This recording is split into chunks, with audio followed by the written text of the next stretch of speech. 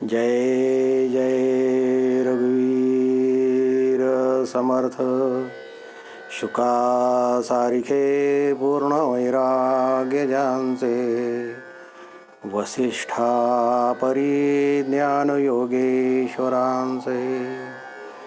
कवी वाल्मिका सारिखा मान्य ऐसा, नमस्कार माझा सद्गुरु रामदासा.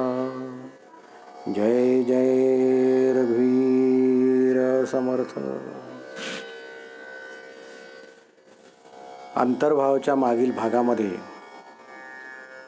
आपण पहिला समास पूर्ण केला होता. आता आपण अंतर्भावाच्या दुसऱ्या समासाकडे वळणार आहोत. मागील भागामध्ये साधकाने सद्गुरूंना काही विचारलं होतं आणि तो हाच प्रश्न होता की मी या संसारामध्ये अडकलो आहे, गुंतलो आहे, यातून मला बाहेर निघायचं आहे, पण कसं निघायचं हे मला माहीत नाही आहे. हा प्रश्न काही एका कुठल्या साधकाचा आहे असं मात्र नाही आहे. साधक कुठलाही घ्या, कुठल्याही संप्रदायाचा घ्या, कुठल्याही विचाराचं घ्या, कुठल्याही मताचा घ्या, हा प्रश्न सर्वंकष आहे. कुठलाही साधक जेव्हा साधना सुरू करू लागतो तेव्हा हे अडथळे येतात आणि अडथळे हे आलेच पाहिजेत, कारण जोपर्यंत अडथळे येत नाही तोपर्यंत मायेचं स्वरूप साधकाला समजत नाही आणि माया किती सूक्ष्म आहे हेही त्याच्या लक्षात येत नाही. म्हणून साधकाने मागच्या वेळेस एक प्रश्न विचारला होता की मी नेमकं काय करू. ही साधकाची मोठी संभ्रमावस्था आहे. एकीकडे स्वतःच मांडलेला संसार आहे, त्यात मुलंबाळं आहे, बायको आहेत, नातेवाईक आहेत, इतर सर्व माणसं आहे, संपत्ती आहे, लोकसंग्रह आहे, सारं काही आहे. आणि दुसरीकडे त्याच साधकाने मांडलेला माझे जीवीचे आवडी असलेला असा साधनेचा संसारही आहे. साधनेचाही संसार असतो, पण तो स्वीकृत असतो.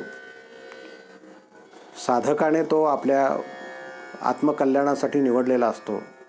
गुरूंनी त्याला साधना दिलेली असते आणि तो साधना करीत असतो. पण संभ्रम हा असतोच. एकीकडे नकोसा वाटणारा पण न सुटणारा असा संसार उभा असतो आणि दुसरीकडे हवाहवासा वाटणारा अध्यात्म मार्ग उभा असतो, पण त्याच्यामध्ये पूर्णपणे स्वतःला झोकून मात्र देता येत नाही. अशा स्थितीमध्ये नेमकं काय करावं हा प्रश्न साधकाला पडतो आणि गुरु त्याला उत्तर देतात. जरा एक क्षणभर आपण डोळे मिटून विचार करूयात की नेमका गोंधळ काय होतो. संसार आपण करतो आणि संसारात अडथळे अजिबातच येत नाहीत असं मात्र नाही. लहानपणी अडथळे असतात, शिक्षण चालू असतानाही अडथळे असतात, शिक्षण संपत असतानाही अडथळे असतात, त्यानंतर नोकरी व्यवसाय करतानाही अडथळे असतात. या अडथळ्यावर मात करत करत आपण स्वतः आपला संसार उभारतो. त्यातही अडथळे असतात, त्यातही नातेवाईक असतात. जे हवं आहे, जी स्वप्नपूर्ती आहे ती होत नाही आहे. स्वप्नांच्या मागे धावता धावता अनेक अडथळे संसारामध्ये येतात, पण म्हणून आपण संसार सोडतो असं कधी होत नाही. या अडथळ्यावर मात करताना आपण कधीही थकत नाही, अडथळ्यांशी लढतो, संसार विजिगीषू करतो, पण अध्यात्म मार्गावर मात्र आपण संघर्ष करत नाही. संसारात कोण कोण मध्ये येतं? सगळेच मध्ये येतात. मित्रमंडळीमध्ये येतात, नातेवाईक आडवे येतात, हितशत्रू आडवे येतात. या सगळ्यांशी संघर्ष करावा लागतो. पण संघर्ष असूनही असं कधीही माणूस म्हणत नाही की संघर्ष खूप आहे, मी आता संसार सोडतो, संसारातील संघर्ष मला नको आहे, असं कधी माणूस म्हणत नाही. त्या संघर्षाशी झुंज देतो आणि बाहेर पडतो. आणि अध्यात्म मार्गामध्ये कोण अडथळा आणतं बरं? कोणी अडथळा आणत नाही, कारण अध्यात्म मार्गामध्ये तू आणि ईश्वर यामध्ये दुसरं बाबा कोणीच नाही आहे. मध्ये अडवणारं कोणीच नाही आहे. माझ्या आणि माझ्या भगवंतामध्ये उभा असलेला कोणीही नाही आहे. मग अडथळा आणतो कोण? अडथळा मीच आणतो. माझंच मन मध्ये आडवं येतं, माझाच अहंकार मध्ये आडवा येतो, माझीच वासनामध्ये आडवी येते, माझीच वृत्तीमध्ये आडवी येते आणि मीच स्वतःचा शत्रू बनतो आणि अध्यात्माच्या मार्गामध्ये उभा राहतो. पण मनुष्य अध्यात्माच्या मार्गातून स्वतःला बाजूला काढत नाही आणि संसाराच्या मार्गामध्ये असलेले अडथळे मात्र भेदून अंतिम क्षणापर्यंत पोचतो. म्हणून समर्थ दुसऱ्या समासाच्या पहिल्या 2 ओव्यात सांगतात की ऐक शिष्या सावध, सिद्ध असता निजबोध, माईक हा देहसंबंध तुझ बाधी. बद्धके कर्मे केली ती पाहिजेत भोगिली, देहबुद्धी दृढ झाली म्हणून या. हा संसार आहे आणि देहबुद्धी आहे. एकदा का मनुष्याला देहबुद्धी झाली आणि एकदा का त्याचा अहंकार वाढला, मीच करता आहे असं एकदा त्याला जाणवू लागलं की मग मात्र मनुष्याला अहंकार सुटत नाही. आणि या अहंकारातून सुटण्यापेक्षाही जास्त अहंकाराचं जास्तीत जास्त पोषण कसं करता येईल याकडे साधक लक्ष देत असतो. म्हणून साधनेपासून तो दूर होत जातो. समर्थ तेच समजावत आहे की शिष्या, अरे बाबा सावधपणे ऐक. का? सिद्ध असता निजबोध. निजबोध आहेच. ज्याची क्षणी अनुग्रह झाला त्याची क्षणी मोक्ष मिळाला असं समर्थांनी स्वतः सांगितलेलं आहे. या जीवाचं आणि शिवाचं नातं सद्गुरू जोडून देतात, पण ते नातं उलगडण्याची आणि ते उमगण्याची शक्ती साधनेतून मिळते. ती साधना तू करत नसल्यामुळे सिद्ध असता निजबोध. आत्मा हा ईश्वर स्वरूपच आहे, हे सिद्धच आहे. हे अनुग्रहानंतर सिद्धही झालंय. हा अनुग्रह त्या गुरूंनी दिलेला आहे ज्यांनी साक्षात भगवंत अनुभवलेला आहे, त्याचं अपरोक्ष ज्ञान घेतलेलं आहे. तेही साक्षात भगवत स्वरूपच आहे. अशा सद्गुरूंनी अनुग्रह दिल्यानंतर सुद्धा मायेचं झापड जात नाही. म्हणून सिद्ध असता निजबोध, माईक हा देह संबंध तुझ बाधी. की अरे बाबा, आत्मस्वरूप हे ईश्वराशी एकरूप असताना सुद्धा देहसंबंधामुळे ते तुला जाणवत नाही. सहसा आजार असतात, दुखणी खुपणी असतात, हातापायाला मार बसतो, वेदना होत असतात, तेव्हा डॉक्टर औषध देतात आणि वेदना अचानक जाणवू शकत नाही, जाणवेनासे होतात. का? वेदना होत नसतात, वेदना होतच असतात, परंतु माझा मेंदू आणि जखम यांच्यातील संबंध ते औषध दूर करतं. त्यामुळे वेदना होत असल्या तरी व्यक्तीला व्यक्तिशः त्या जाणवत नाहीत. इथेही तेच होतं. आत्मतत्व सिद्धच असतं, ते ईश्वराशी एकरूप असतं, ब्रह्मचैतन्याशी एकरूप असतं, पण निजबोध जाणवतच नाही, कारण देहामध्ये उभा असतो आणि देहबुद्धी पक्की झालेली असते, दृढ झालेली असते. ही देहबुद्धी एकदा दृढ झाली की जो अहंकार विसावतो, जो मोठा होतो, तो त्याला आत्मतत्व हेच ईश्वर तत्व आहे हे जाणवूच देत नाही. म्हणून समर्थ म्हणतात, सिद्ध असता निजबोध, माईक हा देह संबंध तुझ बाधी. आणि बद्धके कर्म केली ती पाहिजे तो भोगिली. स्वतःला बांधून घेणारी कर्म तू केलीस, स्वतःला बांधून घेतलं, इंद्रियांना बांधून घेतलं. प्रत्येक कर्म करत असताना त्या कर्माच्या मागे स्वतःची भूमिका तू उभी केलीस. आणि जेव्हा मनुष्य भूमिका उभं करतो तेव्हा त्याची कर्म त्याला भोगावीच लागतात, कारण कर्म स्वभावतः जड असतात. बंदुकीतून गोळी झाडली, ते एका निरपराध माणसाला त्या गोळीने मारलं की सीमेवरच्या शत्रूला मारलं, यात भेद असतो. बंदूक असते, गोळी असते.